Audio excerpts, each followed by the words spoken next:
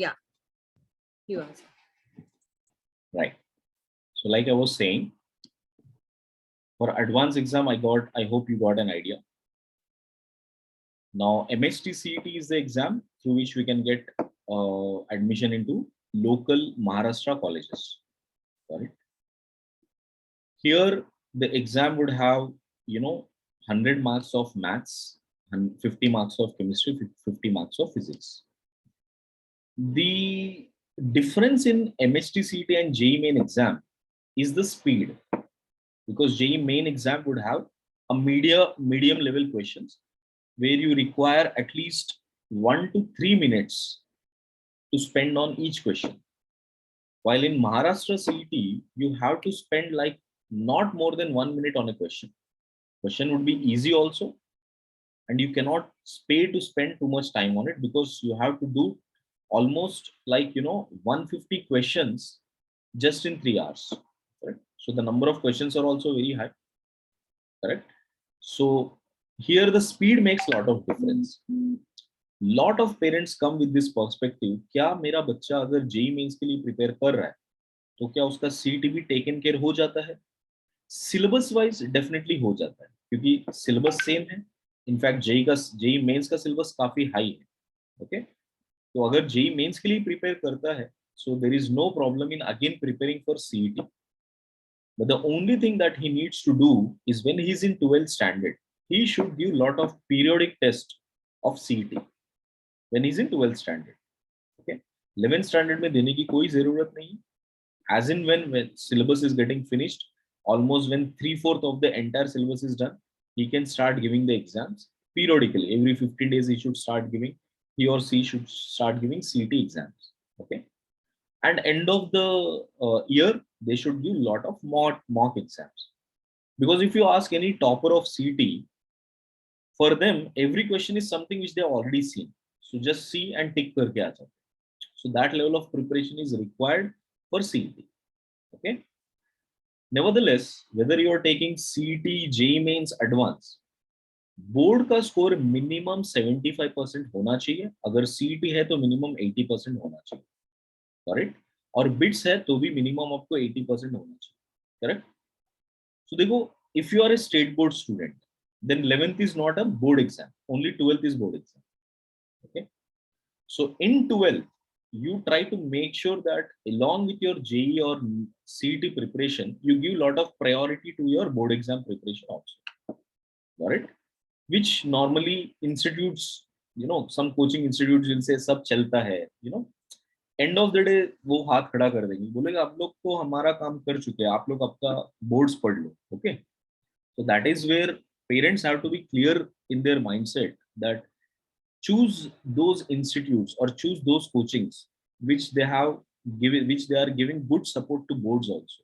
Okay, right? Or if you are doing an integrated college system, right, make sure that you take a commitment from the college that they will teach you and make the students prepare for boards, religiously.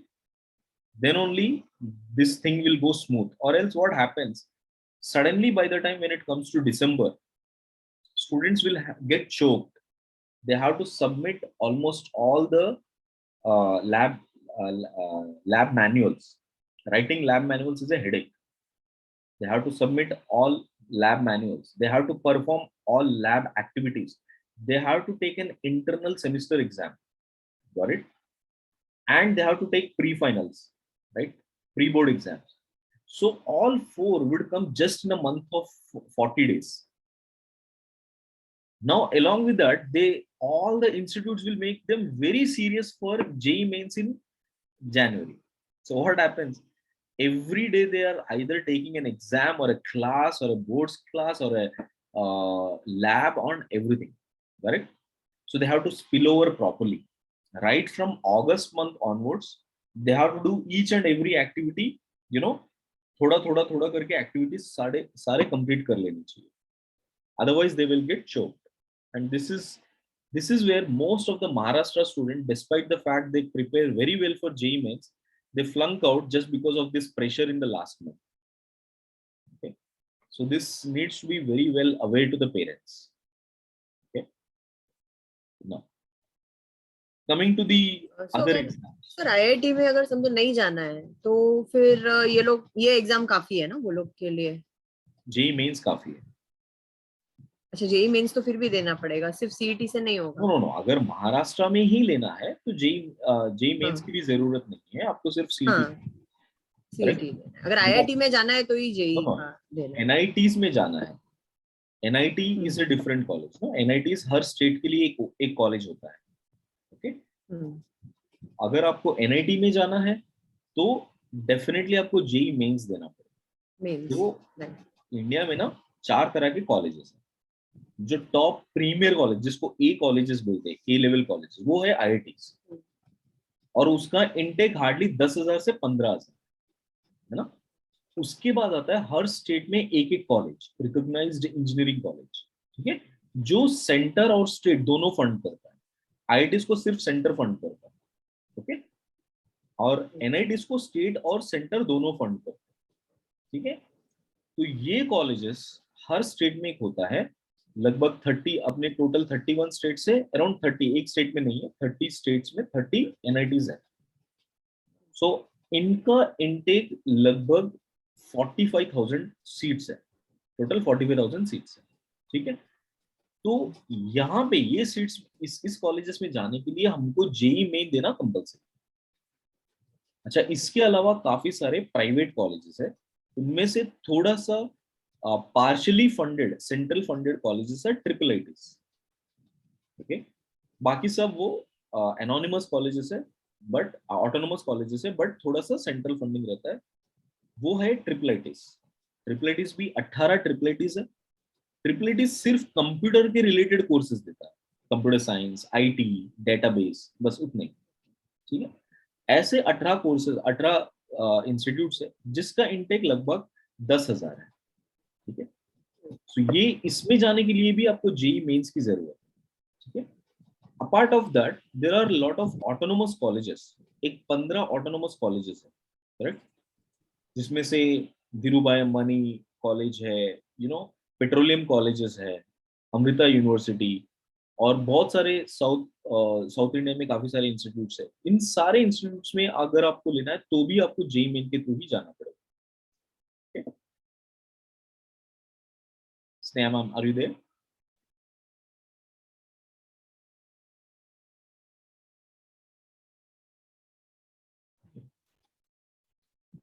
Yeah. So like I was saying, for any of these institutes, if you want to get into, you have to go through JEE mains only. Only for Maharashtra recognized engineering colleges, you have to give CET.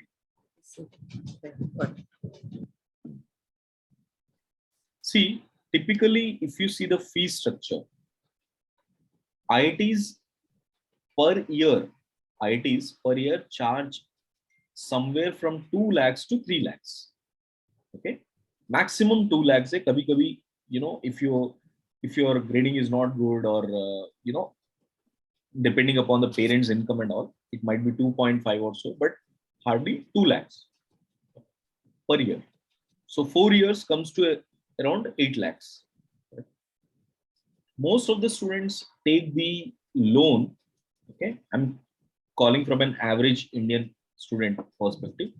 So they take loan, student loan, from the IITs itself. IIT में banks होते हैं, वहीं से वो student loan ले सकते हैं और वहां पे फीस भर सकते हैं. आफ्टर 4 years, जैसे आप जॉब में लग जाओगे, you can start giving out that at much lower interest rates. Okay, so not too much dependent on parents, but above middle class parents who can afford up to 8 lakhs, they can pay the fees. Okay, but you will get scholarships also if you are falling into the poverty line, or there is a certain line which has been marked that if your parents income is not more than 4 to 5 lakhs per year, then you would have that eligibility. So if you prove good in your grades, you would be given that scholarship. Okay, and along with that there are a lot of NGOs also which will support you for your education. So as long as you are in IITs and NITs, you'll get a lot of support. So students and parents should think why they have to opt for NITs and IITs. One thing, they don't have to too much worry about their finances, because even if parents can't afford, there are NGOs and banks which will definitely support the student. Got it? In NITs and IITs, not other than that. Correct. So इसी के लिए कोई burden नहीं रहेगा. तो that is the biggest reason for parents, for making their child aware about NITs and IITs. Not other than these colleges. There are many colleges, but yeah, आपके पास पैसा है तो यार आप US भी जा सकते हो, है ना? But एक average student point of view से आप देखोगे तो better है कि NITs या IITs के लिए apply करो. Okay. तो like I said, NITs, JEE mains, NITs में जाना है तो JEE mains में आपको 180 and above score लेकर आओ, और एडवांस में जब आप क्वालिफाई हो जाओगे, एडवांस में 40% एंड अबव स्कोर लेकर आओ, तो आप डेफिनेटली NITs या IITs तक पहुंच जाओगे. Okay. See, along with these colleges, there are research colleges also in India, and धीरे धीरे research colleges का intake बढ़ते जा रहा है every year. उनमें से most funded and most ranked is IISc Bangalore. So IISc Bangalore में आपको या तो JEE मेंस के थ्रू क्वालिफाई हो सकते हो या JEE एडवांस के थ्रू क्वालिफाई हो सकते हो. Okay. And there is one more exam called KVPY exam. KVPY exam specially उसके लिए बनाया गया है जिनको स्कॉलरशिप मिलना चाहिए, जो इंडिया में रिसर्च कर रहे हैं. ठीक है. अगर आप KVPY क्वालिफाई कर जाते हो तो आपको गवर्नमेंट लायबल है कि आपका जब तक इंडिया में रिसर्च करो तब तक आपको मंथली सपोर्ट दे, मंथली स्टाइपेंड दे. ठीक है. और वो मंथली स्टाइपेंड 500 से लेकर 10,000 तक जाता है, depending upon where you are. अगर आप PhD कर रहे हो तो आपको मंथली 10,000 रुपए आएंगे अगर आप KVPY क्वालिफाइड हो. अगर आप MSc कर रहे हो, MSc में कुछ रिसर्च कर रहे हो, तो आपको 4,000 से 5,000 आएंगे. आप सिर्फ बैचलर्स का डिग्री कर रहे हो, राइट, उसमें रिसर्च कर रहे हो, कोई फिजिक्स में, मैथ्स में, बायोलॉजी में आप रिसर्च कर रहे हो, तो आपको महीने 1,000 तक आपको स्कॉलरशिप मिल जाता है. ये KVPY का मेन एम है. इसको स्टार्ट किया गया है on the promotion of research in India. Okay. तो अगर KVPY में आप क्वालिफाई होते हो तो आपको डायरेक्टली एंट्री मिल जाता है IISc में.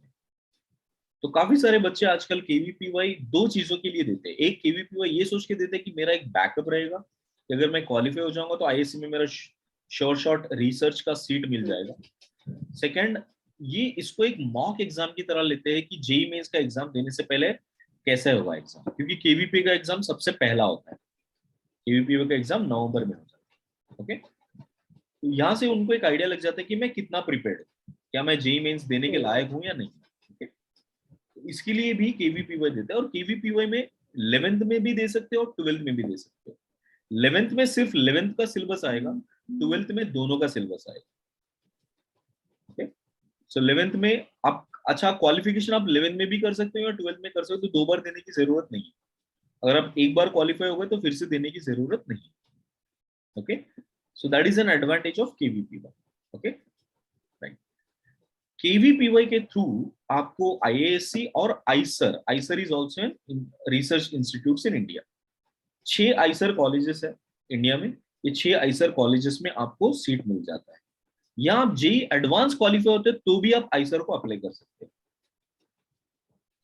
देखो, ऐसे सोचो मैम, जिसने भी JEE एडवांस क्वालिफाई किया है या एडवांस में 10,000 तक रैंक लेकर आ चुके हैं, है ना, उनके लिए काफी ज्यादा ऑप्शंस होते हैं. ओके. उनके लिए ज्यादा ऑप्शंस होते हैं कि वो कहीं ना कहीं तो फिट हो जाए. Got it. उसके बाद IAST भी स्टैटिस्टिकल इंस्टीट्यूट है, जिसमें आप JEE एडवांस के थ्रू क्वालिफाई कर सकते हो और JEE मेंस के थ्रू भी क्वालिफाई कर सकते हो.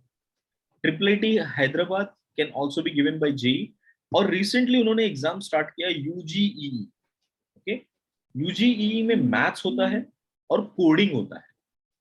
ओके. कल ही था उसका exam. yesterday was the UGE exam, जिसमें मैथ्स और कोडिंग होता है. और IIIT हैदराबाद को बहुत स्टैंडर्ड रिकॉग्निशन मिल चुका है इंटरनेशनल वाइड. इसका प्लेसमेंट बहुत अच्छा है, क्योंकि Hyderabad is a hub of all the head offices of IT companies. Got it. So students को अगर एक फ्रेशर स्टूडेंट्स को लेना है तो सबसे पहले ये कंपनीज जाएंगी IIT triple IT Hyderabad. Okay, तो इसके लिए इनका प्लेसमेंट बहुत अच्छा है, तो इसके लिए काफी डिमांड बढ़ चुका है in the last past 5 to 10 years। Okay, so triple IT Bangalore भी है, बट ट्रिपल आईटी हैदराबाद में फंडिंग बेटर है, रिसर्च बेटर है, तो यहाँ पर एडमिशन का मोड यूजीई से ज्यादा होता है। सो कल काफी बच्चों ने एग्जाम दिया था इसका। This is also very good exam. I suggest personally for any student who want to do computer science engineering, this is one of the best options. ISI statistical institute, ये भी जेई एडवांस के through होता है। जिसको maths बहुत अच्छे से करना होता है वो आईएसआई भी चूज कर सकते हैं।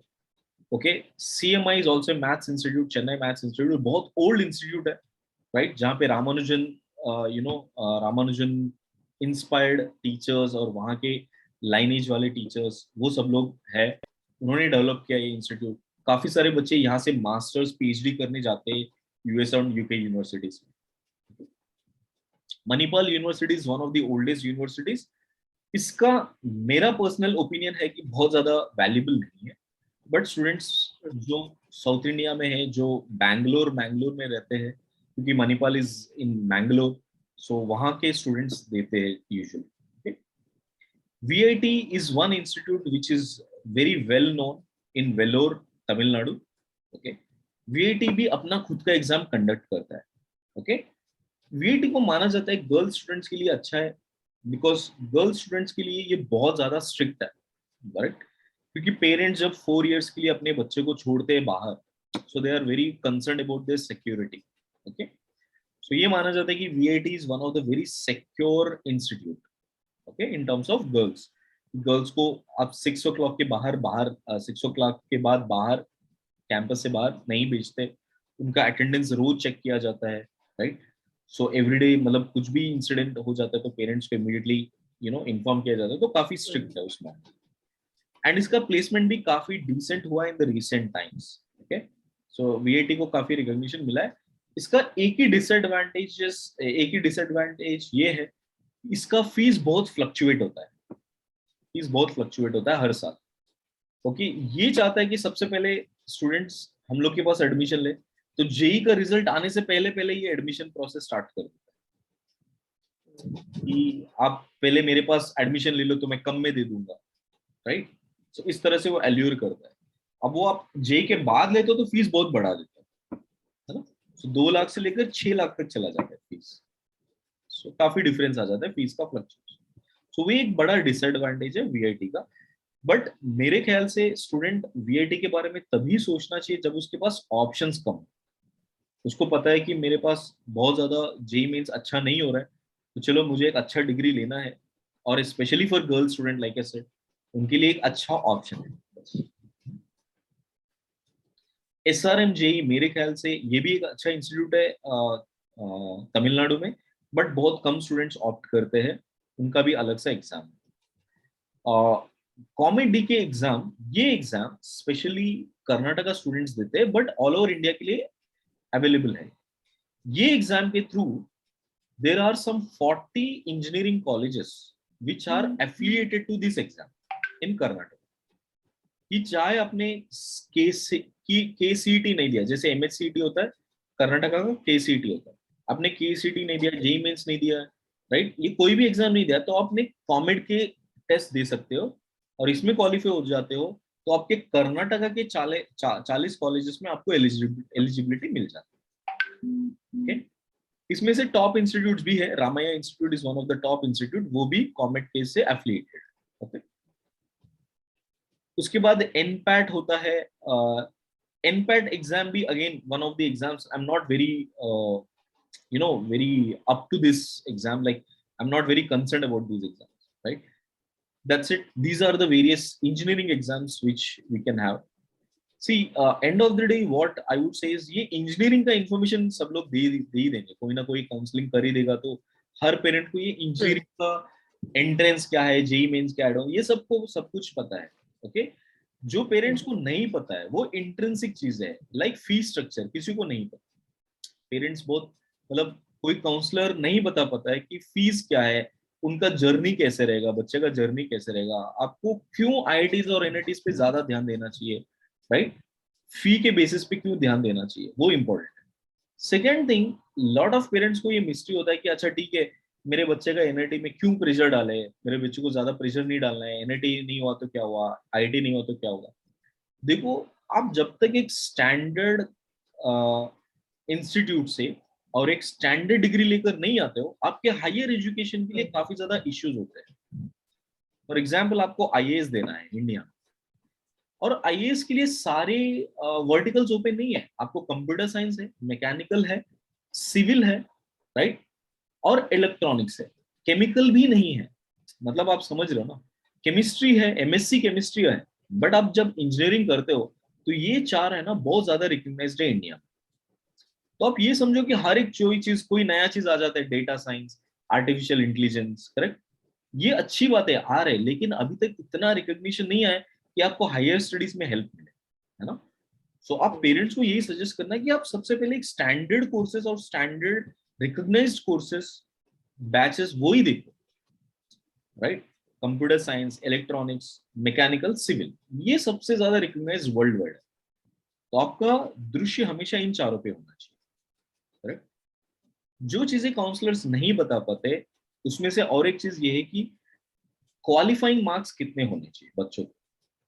ये जेई मेंस है, तो आप बच्चों को ये मत तसल्ली दिलाओ कि आपका 100 मार्क्स आएगा तो आप एडवांस के लिए क्वालिफाई हो जाओगे, उसका कोई फायदा नहीं होगा, राइट। एडवांस में क्वालिफाई होकर क्या फायदा होगा, आईआईटी में तो वैसे नहीं होना है, एनआईटीज में तो वैसे सीट नहीं आएगा, क्योंकि आपको 180 के ऊपर स्कोर नहीं है, तो ज्यादा फायदा नहीं, करेक्ट।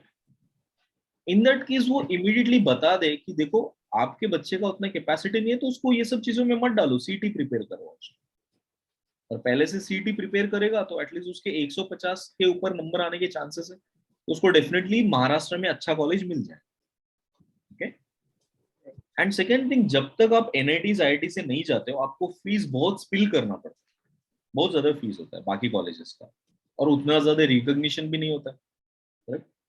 सो देखो, इंजीनियरिंग और मेडिसिन के कोर्सेज हमेशा गवर्नमेंट कॉलेजेस से ही करना चाहिए, प्राइवेट कॉलेजेस से नहीं करना चाहिए, ये मेरा opinion, right. This is from engineering perspective in India. So बाकी आपको कुछ और पूछना है तो आप पूछ सकते हो। हाँ सर, एक ये स्पेसिफिक स्टूडेंट था, तो मुझे लगता है विमी ने आपको भेजा भी था। इसको ना रिसर्च में ही जाना है, ही इज वेरी क्लियर कि मुझे रिसर्च में ही जाना है। तो अभी उसके पेरेंट का ये है कि पहले तो करियर स्कोप क्या है एस्ट्रोफिजिक्स का। देखो मैम, एस्ट्रोफिजिक्स कोई भी बैचलर डिग्री नहीं होता कि उसको डाउट था, और एक उसका राइट, हाँ, मैं एक एक उसके लिए क्वेश्चन आंसर उसको करते जाऊंगा, आप पूछते जाना, एक एक ठीक है, क्वेश्चन आंसर करो। ठीक है। वो एस्ट्रोफिजिक्स एक कोई बैचलर्स डिग्री नहीं है जिसको डायरेक्टली आपने बैचलर कर दिया और आपका एस्ट्रोफिजिक्स हो गया, ओके। एस्ट्रोफिजिक्स एक बहुत बड़ा सब्जेक्ट है। अब वो सब्जेक्ट में बहुत सारी चीजें आ जाती है फिर उसमें, ठीक है, छोटे छोटे सेक्शंस आ जाते हैं। तो सबसे पहले आपको क्वांटम फिजिक्स अच्छे से आना चाहिए, जस्ट अ मिनट में, कॉल आ रहा है। या sure.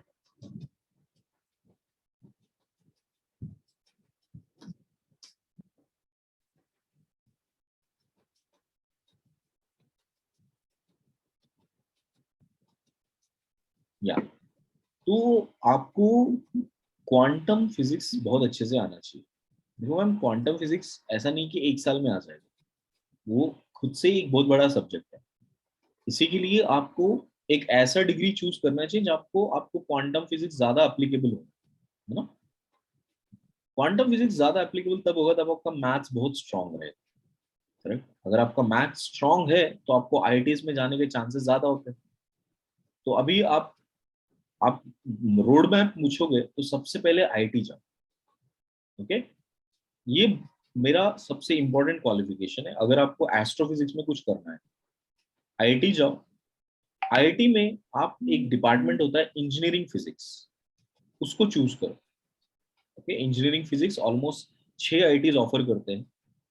सो कोई भी एक आईआईटीज में चले जाओ, आप कानपुर चले जाओ, बॉम्बे चले जाओ, खड़गपुर, दिल्ली, चेन्नई, सारे प्रोवाइड करते हैं। इंजीनियरिंग फिजिक्स में आप 4 साल गुजारोगे, 4 साल के बाद आपको बहुत अच्छे से आइडिया लग जाएगा कि क्वांटम फिजिक्स में क्या क्या चीजें होती हैं, और वहां से आप अप्लाई करो मास्टर्स यूएस में, ओके अब यूएस में राइट फ्रॉम यूसीएलए मतलब California university, Stanford, okay and Colombia, ऐसे बहुत सारे यूनिवर्सिटीज है जो कि masters in various quantum mechanics देते हैं। Okay masters in quantum physics, masters in astrophysics, correct, astronomical technologies, space research, ऐसे बहुत सारे मास्टर्स वाले मास्टर्स के कोर्सेज। तो उसमें से उसको चूज करना चाहिए उस टाइम पे कि मेरे लिए बेस्ट सूटेड कौन सा है, करेक्ट।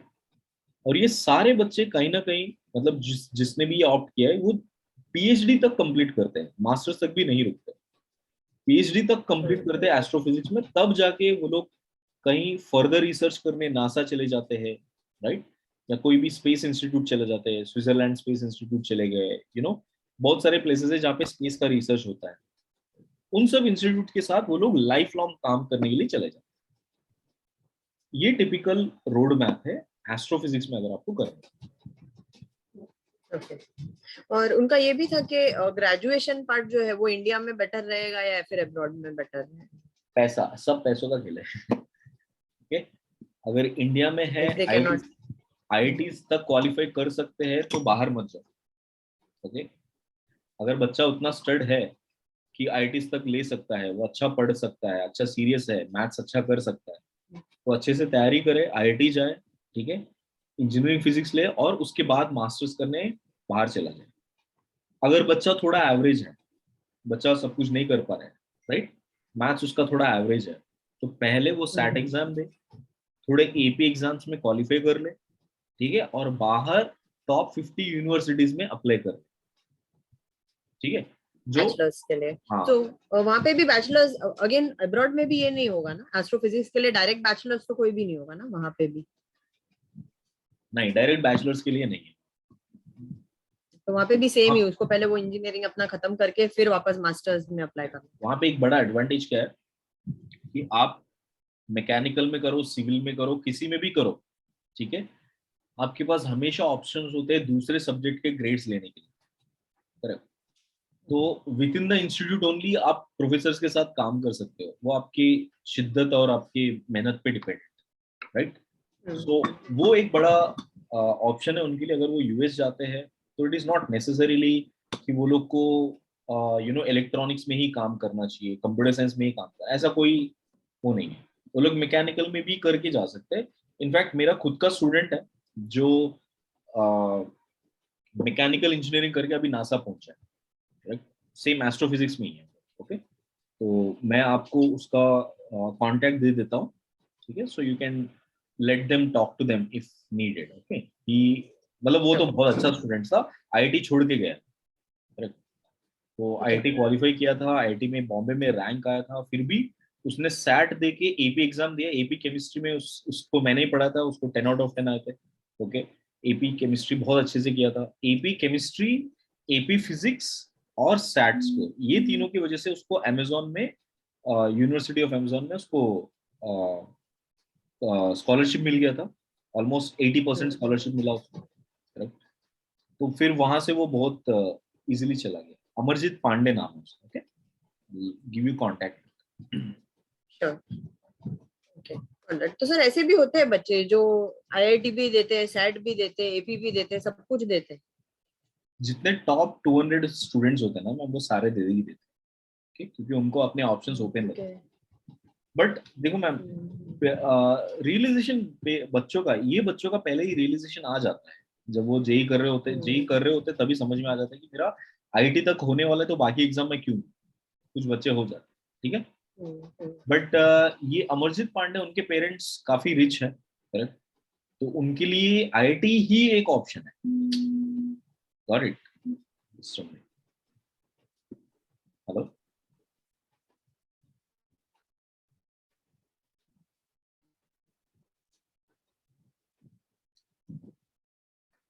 जस्ट अ मिनट में।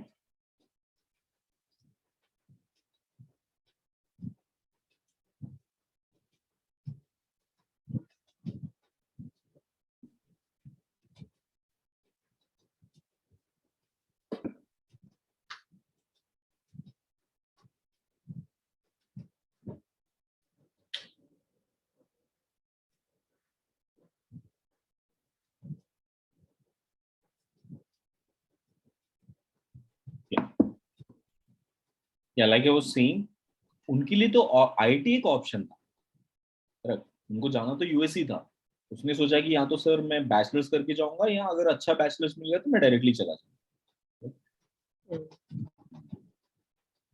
हाँ मैम। और सर साइंस और रिसर्च में और करियर ऑप्शंस है क्या कुछ, मतलब?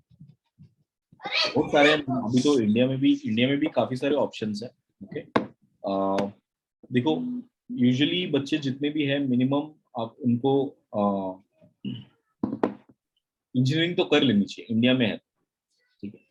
रिसर्च के बारे में इतना ज्यादा नहीं सोचना चाहिए इनिशियल फेजेस में।